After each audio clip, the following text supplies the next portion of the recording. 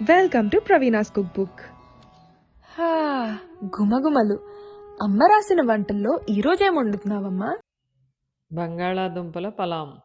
అవునండి, పలావు కాదు, పలాం. 1960-70 సంవత్సరాల మధ్యకాలంలో తయారు చేసే ఈ పలాం గురించి తెలుసుకుందాం. పలాంను నేను అమ్మ రాసిన పుస్తకం నుండి నేర్చుకున్నా. వారు తయారు చేసే విధానాన్ని నేను ఏమాత్రం మార్చకుండా మీకు చూపిస్తున్నా. తయారీ విధానాన్ని స్టెప్ బై స్టెప్ వివరంగా చూపిస్తా. 1/2 కేజీ రైస్కి 3 టేబుల్ స్పూన్ల ధనియాలను 1 గ్లాసు నీళ్లు పోసి అరగ్లాస్ అయ్యే వరకు మరగనివ్వాలి. చెక్క కొబ్బరిని చిక్కని పాలుగా తీసుకుని దానిలో కుంకుమ పువ్వు వేసుకుని ఉడకబెట్టుకోవాలి.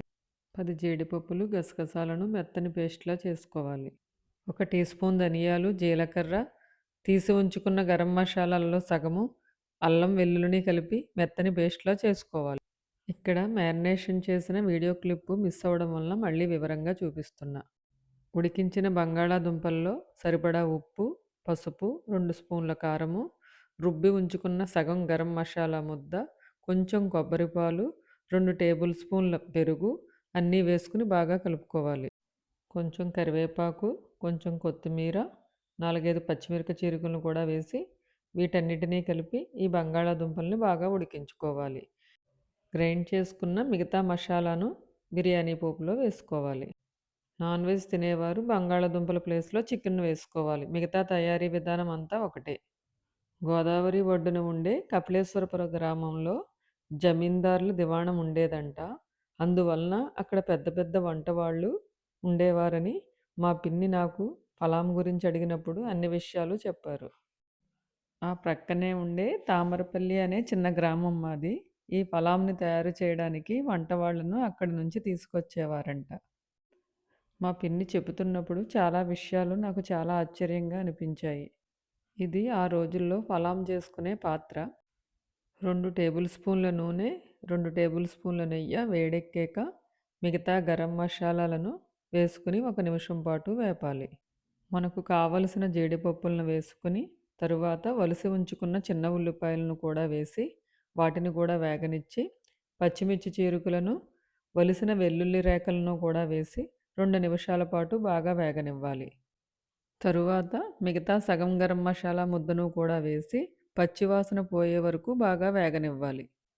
ఈ మసాలాలన్నిటినీ అప్పటికప్పుడు నూరి వేయడం వలన ఒక విధమైన మంచి సువాసన వస్తుంది. ఆ రోజుల్లో పలాం చేస్తున్నారనే విషయం ఊరిలో ఎవరికైనా తెలిస్తే అందరూ వచ్చి ఆశ్చర్యంగా చూసేవారట. అప్పుడు మా తాతగారు వచ్చిన వారందరికీ వడ్డించేవారట. ఈ రోజుల్లో పలావులు, బిర్యానీలు అంటే మనకు చాలా ఈజీ. అది పెద్ద ఆశ్చర్యకరమైన విషయం కాదు.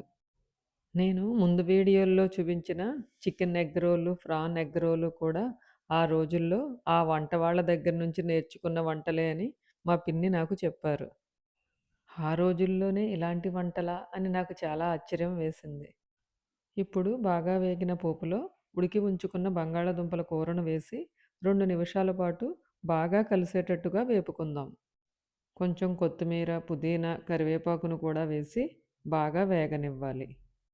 ఇది 1 నిమిషం పాటు వేగిన తరువాత గ్రైండ్ చేసుకున్న జీడిపప్పు, గసగసాల ముద్దను కూడా వేసి పచ్చివాసన పోయే వరకు వేపుకోవాలి. పలాంలో మరొక ముఖ్యమైనది పచ్చకర్పూరం. పచ్చకర్పూరం అంటే మనం స్వీట్స్లో మాత్రమే వేసుకుంటాం అనుకుంటాం. కానీ ఈ పలాంలో ఈ పచ్చకర్పూరం చాలా రుచినిస్తుంది. ఈ పలాంని మీ అందరికీ తెలియచెప్పాలనే ఉద్దేశంతో పూర్తి వివరాలను మా పిన్ని, మా మేనత్తగారి దగ్గర నుంచి అన్ని విషయాలను వివరంగా తెలుసుకున్నా. కుంకుమ పువ్వు వేసి ఉంచిన కొబ్బరి పాలల్లో ధనియాల రసము, చిన్న పచ్చకర్పూరం ముక్క వేసుకుని పక్కన పెట్టుకోవాలి. కొబ్బరి పాలను వేయడం వలన గ్లాసు బియ్యానికి 2 గ్లాసుల చొప్పున నీళ్లు, కొబ్బరి పాలు కలిపి వేసుకోవాలి. కొబ్బరి పాలను వేసి అన్నాన్ని ఉడికించినప్పుడు అది తొందరగా ఉడకదు. అందుకని వంతుకి 2 వంతులు తప్పనిసరిగా వేసుకోవాలి. బాస్మతి రైస్ను శుభ్రంగా కడుక్కుని 30 నిమిషాల పాటు నానబెట్టుకోవాలి. ఇది బాగా మరిగేటప్పుడు ఉప్పుని సరిచూసుకుని వేసుకోవాలి. ఆ రోజుల్లో ఇలాంటివి తయారు చేయడం చాలా పెద్ద పనిగా ఉండేదట. మసాలాలు నూరడం, కొబ్బరి పాలు తీయడం. ఇప్పుడైతే మనకి మిక్సీలు, గ్రైండర్లు రావడంతో ఆ కష్టమైతే మనకు తెలియటం లేదు. బియ్యం వేసిన తర్వాత మరొక టీ స్పూన్ నెయ్యిని కూడా వేసుకుని 5 నిమిషాల పాటు హైలో ఉంచి తర్వాత సిమ్‌లో పెట్టుకుని మూతను పెట్టుకుందాం. సిమ్‌లో పెట్టుకుని నీరు లాగిన తర్వాత దీనిని పక్కన పెట్టుకుని ఒక దలసరి పెనాన్ని అడుగున పెట్టి 20 నిమిషాల పాటు సిమ్‌లోనే ఉంచుదాం.